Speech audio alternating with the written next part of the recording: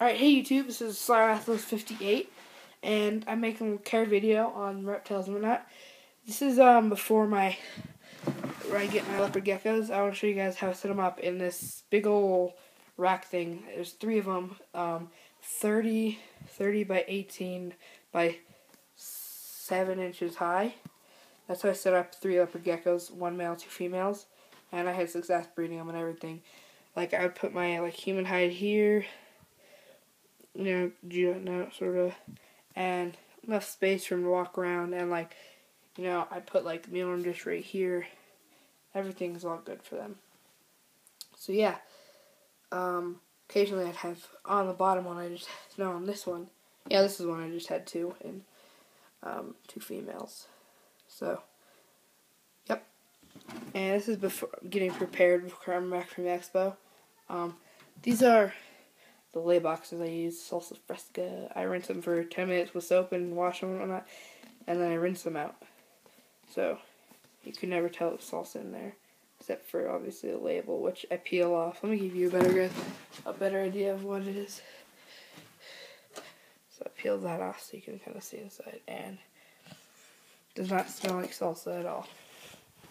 Which I do love that smell, but it does not. So here's top rack, all same dimensions. I mean, there's 3 of them. Alright, top rack bin, middle rack bin. This one has a lot of space in it. Alright, there we go. I like it, just. And, yeah, that one's good. That one's definitely going to be fine. I'm probably only get 2 at the expo, plus the tegu I'm freaking hoping to get. This is kind of not how my grades are, which is, I'm really confident because I have straight A's right now. And my mom says if my grades drop down to a C between now and the end of the year, I will not get a tegu. Or now in the expo, which is not going to happen because my grades are all by percentage, and I have my lowest grade is a 92%, which is an A. An A goes 90 to 100%. B is 80 to 89%. So I'm pretty good. That's my lowest grade is 92. And I just finished this awesome big work on my NFS school. You guys don't want to hear about that. And this is where I put hatchlings and leopard geckos if they get sick or they just need to rejuvenate after breeding. This is a cool hide I kind of invented, I want to say. I don't know if you guys have. But I just thought of this, instead of just leaving the box, which, I don't know, takes up a lot of space, I thought it'd be cool to just cut this in half and slide it in. So now it's kind of like, if you can tell, it's kind of like a little triangle shape, and it just sits like that. And then if I have it in the cage, and you pick it up, put your hand in there, and you can look inside. I think I'm gonna invent one of these, get it all nice and plasticky. But for now, it's nice, and those actually worked really well. I mean, I don't know, they really liked those. I mean, they would only hide in that. So, and then there's the human hide. But I only put 1 in here, or 5 hatchlings. And when I mean hatchling, I mean just born to a month old, and then I move them out into something bigger, into one of these, kind of dark, but that's a big one. That's 18 by, that's one of the adult cages, but yeah, that's that.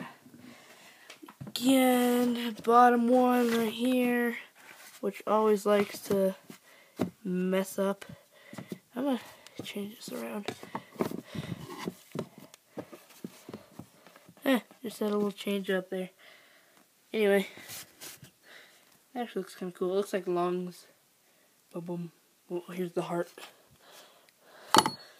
Boom, boom, boom, boom. Anyway, I'm hilarious, aren't I? Anyway, so I want to show you guys how I take care of the crickets.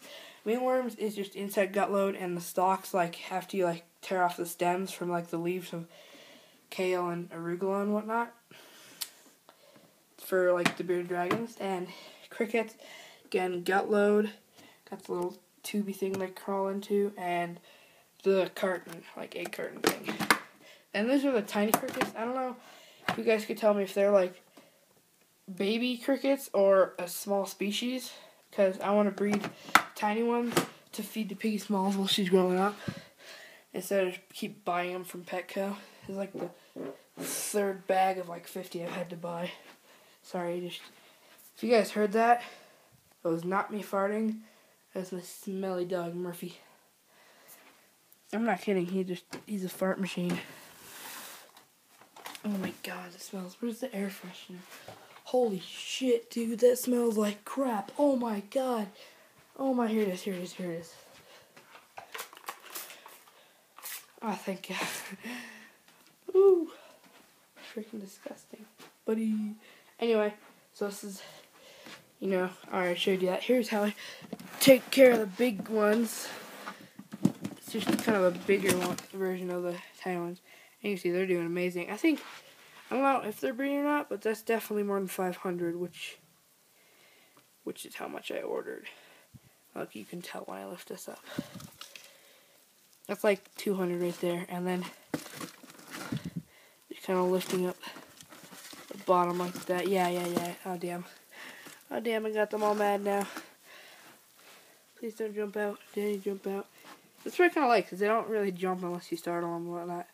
But yeah, I got like damp paper towels that I drink out of that. A pile of gut load, and again, stems and whatnot that they eat. And the tubes, I gotta clean this thing out. I've had it once happen when it was like a mass extinction of crickets. That's what I called it. And they all just died, so I just dumped it out. But, oh, there's the camera.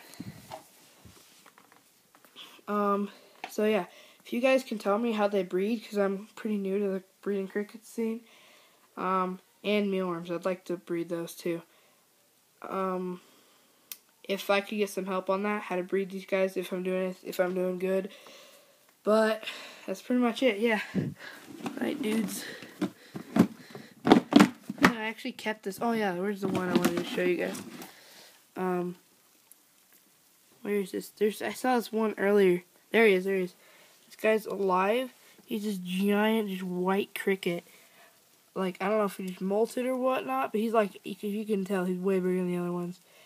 And if that's like an albino cricket or something, because if it is, I don't want to like feed him. I want to like breed albino crickets or some shit. But I'm pretty sure he just molted, because there's a few other white ones, but not like, that thing's just silk white, but it's hard too, which is usually when they melt, they're all soft and whatnot. Anyway, that's how I do it.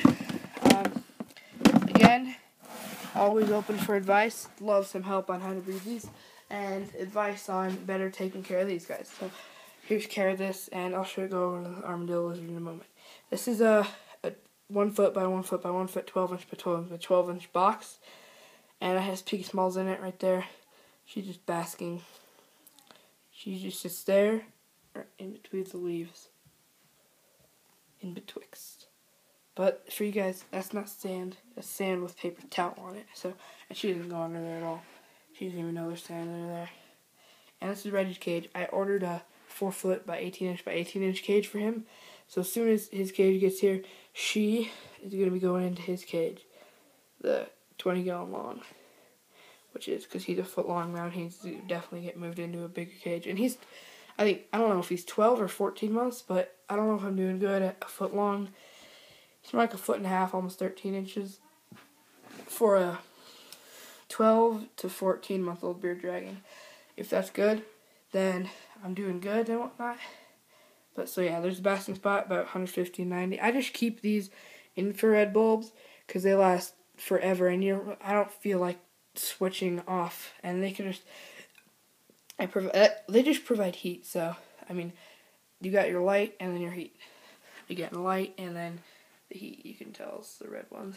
But anyway, thanks guys. Any better ways to do it, I would love to hear it. And I know, don't keep him on sand. They couldn't ingest it. He doesn't have impaction. He never has even like eaten any sand, because I put his mealworms in a bowl, and crickets I usually hand feed or dump them like right up there, and all I have to do is bang a plastic tube in the edge, and he knows it's feeding time.